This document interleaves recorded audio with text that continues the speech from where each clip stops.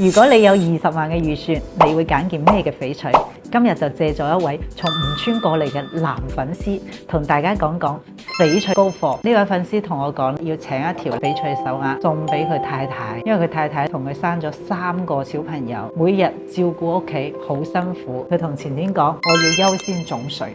台上呢一盤貨都係一啲品質嘅手鐲。首先我推薦佢嘅就係種水大綠，比如呢一條底子係好有水頭，帶一啲冰絲羊毛，呢條就係闊版少少，有啲情綠嘅感覺。佢覺得最有感覺嘅仲係一啲藍挑花嘅手鐲，圓條嘅設計，佢嘅光感好好，上面嘅挑花嘅靈動性，有中國畫嘅山水意境嘅。呢一條佢一直渴望咗好耐，佢一直記得10幾年前佢請俾太太嘅嗰條手鐲係52圈厚，佢一直仲喺度招姐啱唔啱？佢喺呢個過程中，佢不斷咁樣打電話俾佢太太啦，去確定圈厚，畢竟都係請一定價位嘅翡翠手鐲。我就係建議佢將太太帶過嚟，仲有一啲光感好強嘅藍挑花，我都係推薦佢可以考慮嘅。男人揀嘢呢，佢好直觀，中意就中意，佢一眼就可以睇到品質。所以呢一條佢亦都喺度話，若果圈口啱，佢會推薦佢太太去揀。